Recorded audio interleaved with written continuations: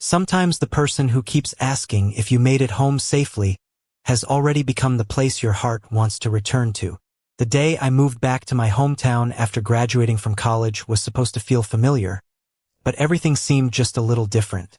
The streets looked smaller than I remembered.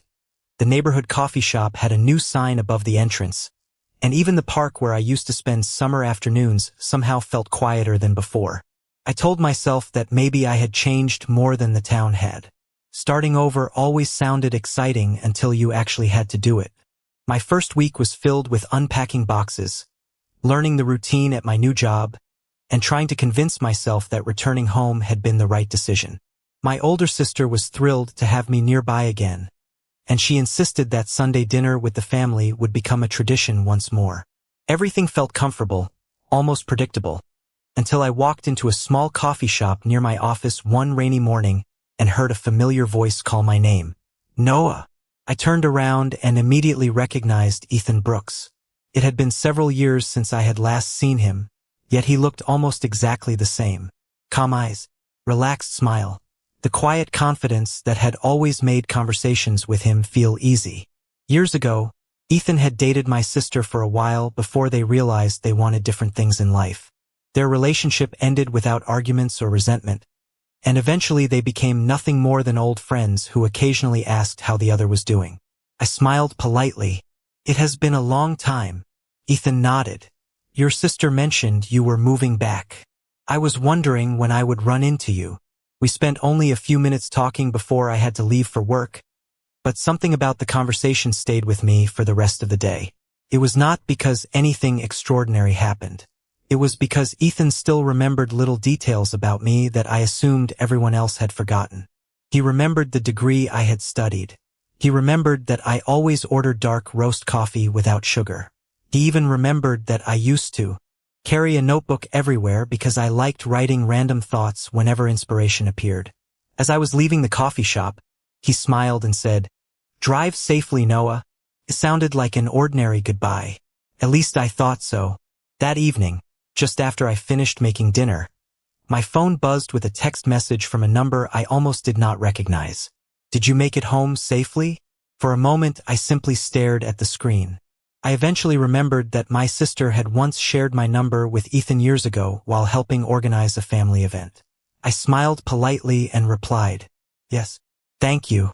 I assumed that would be the end of the conversation. The following morning, another message appeared before I even left for work. "Have a good first week. Drive safely." I answered with another brief thank you before putting my phone away. 3 days later, after an unexpected thunderstorm rolled through town during my evening commute, another notification appeared. "Roads are slippery tonight. Please take your time getting home." Something about the message felt strangely comforting. Nobody had checked on me that consistently since I had left for college. A few days later, my car refused to start outside the grocery store. Before I had finished searching for a towing company, a familiar pickup truck slowly pulled into the parking lot. Ethan stepped out carrying an umbrella and smiled as though finding me there had been the most ordinary thing in the world. "Looks like you could use a hand," he said. I laughed quietly, unable to hide my surprise. "Do you always appear exactly when something goes wrong?" He shrugged with an easy smile. "Maybe I just have good timing." At the time, I believed every act of kindness came from simple generosity. I never imagined that every message asking whether I had made it home safely was quietly becoming the beginning of a story neither of us was brave enough to tell. After Ethan helped get my car running again, he brushed a little dust from his hands and smiled as though fixing unexpected problems in a grocery store parking lot was the most ordinary thing in the world. "You should be good now," he said. "It was only a loose battery." Connection. I thanked him more times than I probably needed to, but he simply laughed and shook his head. "You do not owe me anything, Noah." Before leaving, he looked at me with the same calm expression he always seemed to wear. "Just send me a message when you get home, so I know everything is okay." I smiled without thinking. "I will." On the drive back to my apartment, I caught myself wondering why his concern felt so natural. We were not close friends. We had not spent years staying in touch after I left for college. Yet every conversation somehow continued exactly where the last one had ended. as though the time between them had quietly disappeared. Later that evening, after I sent him the message confirming I had made it home safely, my phone buzzed almost immediately. "Glad to hear it. Get some rest. You have another busy day tomorrow." His words were simple, but they carried a warmth that stayed with me long after I placed the phone on the nightstand. Over the next few weeks, Ethan somehow became part of my everyday routine without either of us planning it. Every Monday morning he asked how my new job was going. Every Friday afternoon he wished me a relaxing weekend. If heavy rain filled the forecast, he reminded me to drive carefully. If the weather turned unusually cold, he asked whether I remembered to bring a jacket. None of those messages felt intrusive. Instead, they became small moments I quietly looked forward to. One afternoon I mentioned during a conversation that I had not explored much of the town since returning home because work had kept me busy. Ethan smiled. "Then let me fix that." The following Saturday he picked me up just after breakfast, insisting there were a few places everyone who grew up there should revisit. We started at the local farmers market, where nearly every vendor greeted Ethan by name. He introduced me to the elderly couple who made homemade apple butter every fall, the baker whose cinnamon rolls always sold out before noon, and the florist who somehow remembered my mother from years ago. Watching Ethan move through the market felt strangely comforting. He never rushed anyone. He listened carefully whenever people spoke. To him, remembered little details about their families, and thanked every person before walking away. It was impossible not to notice how naturally kindness seemed to come to him. After leaving the market, we stopped at a quiet bookstore tucked between two brick buildings downtown. Ethan wandered toward the history section while I browsed contemporary fiction. A few minutes later, he appeared beside me holding a novel. "You mentioned wanting to read this author years ago," he said. I looked at the cover in surprise. "You actually remembered that?" He smiled softly. "Some conversations stay with you." My heart skipped for a reason I could not explain. We spent nearly 2 hours inside the bookstore before walking across the street to a small cafe overlooking the river. As we sat beside the window with warm coffee in our hands, conversation flowed effortlessly from childhood memories to favorite movies and dreams we still hoped to accomplish. There were moments when silence settled comfortably between us, yet it never felt awkward. It simply felt peaceful. That evening, after Ethan dropped me off at my apartment, my phone buzzed once again before I even unlocked the front door. "Did you make it home safely?" I laughed quietly to myself while typing my reply. "Yes. Thank you for always checking." His answer arrived only a few seconds later. "Always." I read that single word twice before slipping my phone into my pocket, completely unaware that those ordinary messages were slowly becoming the part of every day I would miss the most whenever they were absent. The messages from Ethan became so familiar that I no longer checked my phone wondering whether he would text me. Instead, I noticed immediately whenever a message arrived even a few minutes later than usual. Every morning before I left for work, there was always something simple waiting for me. "Have a great day. Drive safely." Every evening, just after dinner, another message appeared asking whether I had made it home. The conversations themselves were never long, but they somehow became the quiet part of every day that made everything else feel a little lighter. One Saturday morning, I woke to another text from Ethan, asking if I wanted to visit the botanical garden on the edge of town because the autumn flowers had finally reached full bloom. I accepted without hesitation. The weather was cool, the sky was perfectly clear, and the entire garden seemed painted in warm shades of gold, red, and orange. We spent nearly 2 hours walking along winding paths lined with colorful flowers, while talking about everything from favorite childhood memories to the places we still hoped to visit one day. At one point, Ethan stopped beside a small greenhouse filled with herbs and wildflowers. He pointed toward a tray of tiny flower seedlings and smiled. "My grandmother always believed flowers should never stay in the store," he said. "She said they deserved the chance to grow somewhere people could enjoy them." I smiled. "That sounds like something she would say." He laughed softly before buying a small packet of wildflower seeds and handing it to me. "Plant them when you find the right place." I looked at the packet with quiet surprise. "You keep giving me things that grow." "Maybe because good things are worth waiting for," he answered. His words stayed with me long after we left the garden. Later that afternoon, we stopped at our favorite bookstore before ending the day at the small cafe overlooking the river. The waitress smiled the moment she saw us. "Your usual table is open," she said, leading us toward the corner by the window. I laughed once we sat down. "She thinks we come here too often." Ethan looked out across the river before smiling. "Maybe we do." We talked for hours without ever running out of things to say. Some conversations were meaningful, others completely ordinary, yet none of them ever felt forced. Ethan had a way of listening that made every story seem important, even when I was only describing something small that happened at work. As the afternoon faded into evening, I realized I had not looked at my phone once. Being with him somehow made the rest of the world feel less urgent. On Sunday, my sister invited both of us to dinner at our parents' house. I worried the evening might feel uncomfortable because of their history together, but the opposite happened. They greeted each other warmly, laughed about old family memories, and spoke with the relaxed ease of two people who had genuinely moved on. Watching them erased another quiet fear I had been carrying. Whatever chapter they had shared had already found its ending long before I returned home. When dinner was over, Ethan walked me to my car before heading toward his own truck parked a few spaces away.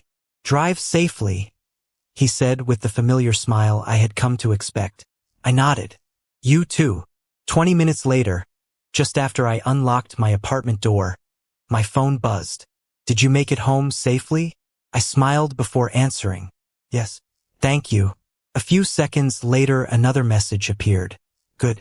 Sleep well, Noah." As I placed my phone on the kitchen counter, my eyes landed on the packet of wildflower seeds resting beside the fruit bowl. I suddenly realized that the small routines Ethan and I had built together no longer felt temporary. Somewhere between the quiet mornings, the shared coffee, the thoughtful gifts, and the simple messages asking whether I had arrived home safely, he had slowly become the first person I wanted to tell about every ordinary moment in my life, and that realization was both comforting and quietly terrifying. Autumn settled comfortably over the town, bringing cool mornings that filled the streets with the scent of fresh coffee and fallen leaves. Life continued with a rhythm that felt almost effortless. Every weekday began with a message from Ethan before I left for work, and every evening ended with the familiar question that had quietly become part of my routine. "Did you make it home safely?" I had stopped thinking about how unusual that habit might seem to anyone else. Instead, it became one of those small things that made every ordinary day feel a little brighter. One Friday afternoon, Ethan invited me to a local art festival that was held every year in the town square. Booths filled the sidewalks with paintings, handmade pottery, photographs, and live acoustic music drifting through the crisp air. We wandered from one display to another, occasionally stopping to admire landscapes or laugh at abstract sculptures neither of us fully understood. Ethan always took his time looking at every artist's work, reading the small cards beside each painting before quietly complimenting the creators whenever they stood nearby. Watching him interact with strangers reminded me once again how naturally kindness seemed to fit him. We eventually stopped in front of a photography exhibit filled with pictures of national parks. I found myself staring at an image of a quiet mountain lake surrounded by pine trees. "I would like to visit a place like that someday," I said. Ethan stepped beside me, studying the photograph before smiling. "I think you would like the silence." I looked at him with a curious smile. "You think I need more quiet?" He laughed softly. "No. I think you deserve places where you can finally hear yourself." His answer lingered in my mind long after we left the exhibit. We spent the rest of the afternoon walking through the festival before ending the day at the small cafe overlooking the river. By now the staff greeted us with familiar smiles, already knowing our usual orders before we reached the counter. While waiting for our drinks, I noticed an elderly couple sitting near the window, quietly sharing a slice of pie while reading the same newspaper together. They barely spoke, yet every small glance between them carried years of comfort and understanding. Without realizing it, I smiled. Ethan followed my gaze before looking back at me. "What are you thinking about?" he asked. I hesitated before answering honestly. "How peaceful they look." Ethan nodded thoughtfully. "Some people spend a lifetime searching for that." For a brief moment, neither of us said anything else. The silence felt warm rather than uncomfortable, but it also made me painfully aware of the thoughts I had been trying not to acknowledge. Every day I found another reason to admire Ethan. Every conversation left me wanting one more. Every goodbye somehow felt shorter than I wished it would. Yet each time those feelings quietly surfaced, another memory immediately followed. Ethan had once been part of my sister's life. Even though they had ended their relationship with kindness years ago, I could never completely silence the voice, reminding me that some boundaries existed for a reason. Ethan seemed to carry a similar caution. He never reached for my hand. He never said anything that could be mistaken for flirting. Instead, he continued expressing himself through thoughtful gestures that somehow meant even more because they asked for nothing in return. That evening, after he dropped me off at my apartment, my phone buzzed only a few minutes later. "Did you make it home safely?" I smiled before replying with the familiar answer. "Yes. Thank you." His response appeared almost instantly. "Always." I stared at that single word for several quiet moments before placing the phone on the kitchen counter beside the packet of wildflower seeds. Somewhere between shared coffee, peaceful afternoons, and countless ordinary conversations, I had fallen for someone who seemed just as careful to hide his feelings as I was hiding mine, and the invisible line created by the past still stood silently between us, neither of us brave enough to take the first step across it. The following Wednesday began like every other day, with a familiar message from Ethan appearing on my phone before I even poured my first cup of coffee. "Drive safely." I smiled as I typed my usual reply before heading to work, never imagining that by the end of the day those ordinary words would suddenly feel much heavier than they ever had before. The office was unusually busy, and by the time I finally finished my last meeting, the sky outside had already turned soft shades of orange and gold. I gathered my things, walked through the lobby, and stepped onto the sidewalk while absent-mindedly checking my phone. That was when I saw Ethan across the street. He stood outside a small cafe talking with a woman I had never met before. She looked close to his age, dressed professionally, and laughed as he said something that made both of them smile. For a brief second, I almost raised my hand to wave. Then she reached up naturally and brushed something from the collar of his jacket before lightly straightening it. Ethan smiled back with an expression I had never seen before, one that looked relaxed and completely comfortable. I slowly lowered my hand. Before either of them noticed me, my chest tightened in a way I could not explain. They looked like two people who belonged together, sharing easy conversation without hesitation. I quietly turned away and walked toward the parking garage instead, telling myself there was absolutely no reason to feel disappointed. Ethan had every right to spend time with anyone he wanted. We had never talked about feelings. We had never crossed the careful boundary that both of us seemed determined to respect. Whatever emotions had quietly grown inside me existed only because I had allowed them to. The drive home felt much longer than usual. Every traffic light gave me another opportunity to replay the brief scene outside the cafe until I convinced myself that I had imagined something that had never been there in the first place. By the time I reached my apartment, I had already decided that creating a little distance would probably be the healthiest choice. That evening my phone vibrated exactly when I expected it to. "Did you make it home safely?"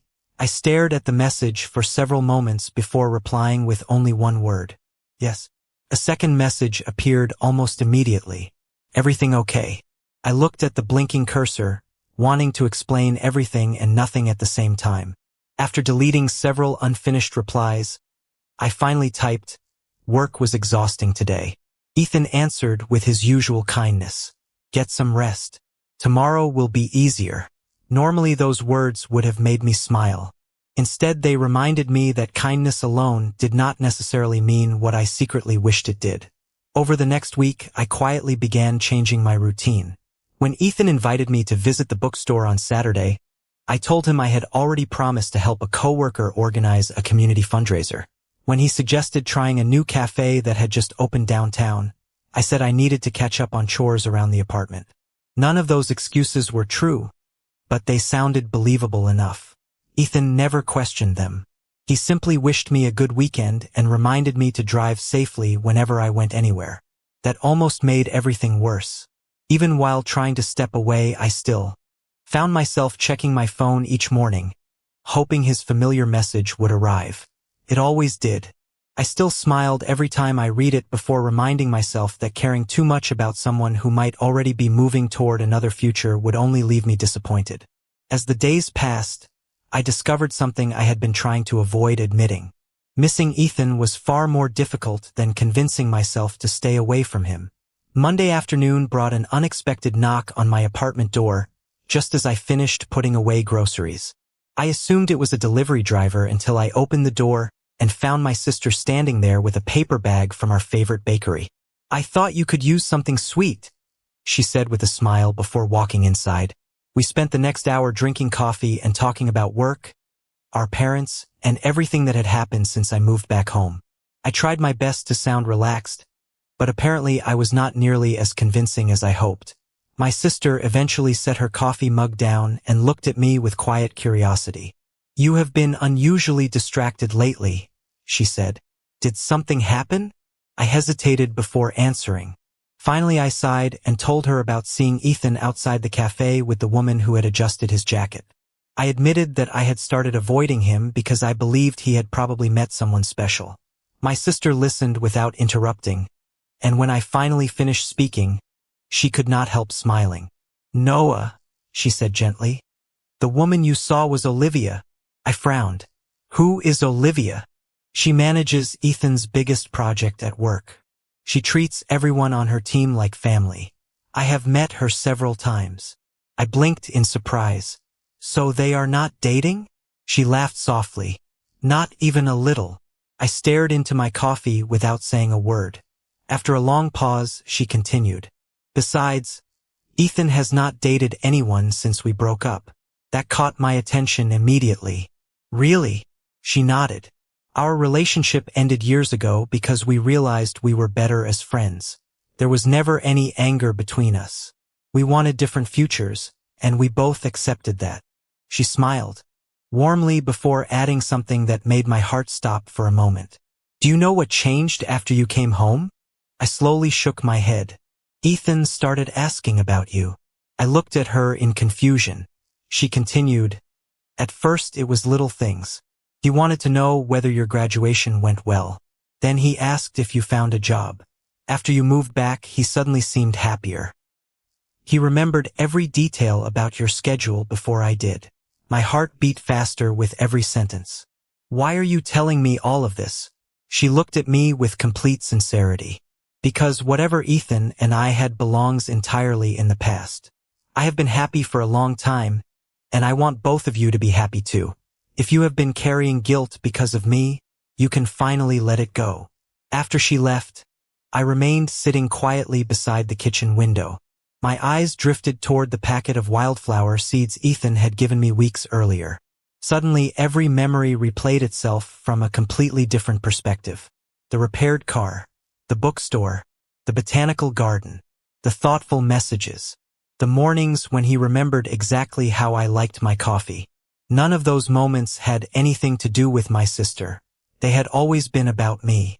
As if perfectly on schedule, my phone vibrated gently against the table. "Did you make it home safely after work today?" I smiled before typing my reply. "Yes. Thank you for never forgetting to ask." A few seconds later, another message appeared. "I never will." I read those 3 simple words over and over again. For the first time since returning home, I realized that the biggest obstacle between Ethan and me had never actually been the past. It had only been the story I kept telling myself about it, and now that story had finally come to an end. The days after my conversation with my sister felt different in ways that were difficult to explain. Nothing around me had changed. The streets were the same. The coffee shop still opened before sunrise, and Ethan's morning message still appeared on my phone before I walked out the front door. Yet every ordinary moment now carried a meaning I had been too afraid to recognize before. For the first time since returning home, I stopped questioning whether Ethan's kindness meant something. Instead, I found myself wondering how long he had been carrying feelings he never allowed himself to express. Saturday morning arrived with another familiar text. "Farmer's market today?" I smiled before replying almost immediately. I would like that. See you at 10. Ethan was already waiting near the entrance when I arrived, holding 2 cups of coffee exactly the way he always did. Dark roast, he said with a smile as he handed one to me. No sugar. I accepted the cup and laughed softly. You still remember? He looked at me with quiet sincerity. I never forgot. We wandered through the market at an unhurried pace, stopping to sample homemade bread, admire fresh flowers, and greet the vendors who seemed to know Ethan by name. Watching him smile so naturally with everyone around him reminded me how effortlessly he made people feel comfortable. At one booth selling handmade wooden decorations, I noticed a small carving shaped like a compass. I picked it up absent-mindedly before setting it back down. Ethan quietly purchased it after I walked away without saying anything. A few minutes later, he slipped the small package into my hand. For your desk, he said. I looked at him with surprised eyes. You really did not have to do that. He smiled gently. I know. I held the little compass carefully as we continued walking, realizing that every thoughtful gesture he made had always come without expectations. Later that afternoon, we stopped by our favorite bookstore before settling into the familiar corner table at the cafe overlooking the river. Conversation came as naturally as breathing, but halfway through my coffee, my phone vibrated with an email notification. I opened it casually, expecting another work update. Instead, the subject line immediately caught my attention. Employment offer. My heart began racing as I read the message. The Seattle office had officially offered me the position I applied for months earlier. The start date was less than 3 weeks away. Ethan noticed my expression before I said a word. Is everything okay? He asked quietly. I handed him the phone. He read the email carefully before looking back at me with a smile that carried both pride and something much harder to hide. Congratulations, Noah, he said sincerely. You earned this. I smiled, but it felt strangely incomplete. Thank you. He returned the phone and looked out through the cafe window toward the river for several silent moments before asking the question I had been trying to avoid myself. When would you leave? I looked back at the email. 3 weeks. The words hung quietly between us. Ethan nodded once, forcing another gentle smile onto his face. That is a wonderful opportunity. I knew he meant every word, yet I also noticed the subtle change in his eyes, the brief sadness that disappeared almost as quickly as it arrived. Neither of us mentioned it again during the walk back to our cars, but the silence felt different now. As I drove home that evening, I realized the future I had worked so hard to build no longer felt simple. For months, I had believed success meant leaving this town behind. Now, for the first time, the only thing I could think about was whether chasing the life I once wanted might also mean walking away from the person who had quietly become the best part of the life I already had. The 3 weeks before my scheduled departure seemed to disappear one quiet day at a time. Every cardboard box I sealed inside my apartment made the move to Seattle feel more real. Yet every message from Ethan somehow made leaving feel more impossible. Nothing about his routine changed. Every morning he reminded me to drive safely. Every evening he still asked whether I had made it home. If anything, his kindness became even gentler, as though he wanted every remaining day to be a good memory without asking me to change my plans. I admired him even more because of that. He never once suggested I stay. He never hinted that my decision disappointed him. Instead, he encouraged me to chase the opportunity one had worked so hard to earn. Somehow that generosity hurt more than any goodbye could have. The evening before my flight, I finished packing the last box and realized I could not bear the thought of spending my final night indoors. Without thinking, I grabbed my jacket and walked toward the riverside park where Ethan and I had shared so many quiet conversations during the past several months. The maple trees had already turned brilliant shades of gold, and fallen leaves drifted across the walking path whenever the breeze passed through. As soon as I reached the old wooden bench overlooking the river, I smiled in surprise. Ethan was already there, holding 2 cups of coffee exactly the way he always did. He looked up and smiled softly. I had a feeling you might come here tonight, he said. I accepted one of the cups and sat beside him. You always seem to know where I will be. He laughed quietly. Only because I pay attention. For several peaceful minutes, neither of us spoke. The silence was comfortable, filled with everything we still had not found the courage to say. Finally, Ethan took a slow breath and looked down at the coffee warming his hands. "There is something I should have told you a long time ago," he said. I turned toward him without interrupting. He hesitated only briefly before continuing. "When your sister and I ended our relationship, that chapter of my life truly ended. We remained friends because we respected each other. But my heart moved on long before you came home." He smiled faintly, almost embarrassed by his own honesty. "Then you came back after college, and I started finding reasons to ask how you were doing. At first I convinced myself I was only being polite. Then I realized I was looking forward to every reply you sent. Every message telling me you made it home safely became the best part of my day." His voice remained calm, but I could hear the emotion he had hidden for months. "I never wanted you to feel pressured because of the past. I respected your sister too much, and I respected you even more. So I stayed quiet, hoping that caring for you in small ways would be enough, even if nothing ever changed." I felt every memory rush back at once. The repaired car, the bookstore, the wildflower seeds, the morning coffee. Every thoughtful gesture suddenly carried the meaning I had been too afraid to see. Ethan looked toward the river before quietly adding, "Tomorrow you leave, and if I let you go without telling you the truth, I know I will regret it for the rest of my life." I reached into my pocket and looked at the airline confirmation on my phone one last time before locking the screen. Then I slipped the phone away and turned back toward him with a smile that refused to disappear. "Do you know why accepting Seattle stopped feeling exciting?" I asked softly. Ethan slowly shook his head. I laughed through the emotion gathering in my eyes. "Because every future I imagined eventually included you, and none of those plans made sense anymore if you were not there." For the first time since we had met again, neither of us stepped back from the invisible line that had separated us for so long. Instead, we simply smiled at one another beneath the autumn trees, finally allowing the quiet feelings we had protected for months to become the beginning of the life we both secretly wanted. The next morning I stood inside my apartment surrounded by packed boxes, the airline confirmation still resting on the kitchen counter exactly where I had left it the night before. Sunlight streamed through the window and landed on the small packet of wildflower seeds Ethan had given me months earlier. I picked it up, turning it over in my hands, remembering what he had said in the botanical garden. "Good things are worth waiting for." My phone buzzed with a familiar message. "Did you sleep well?"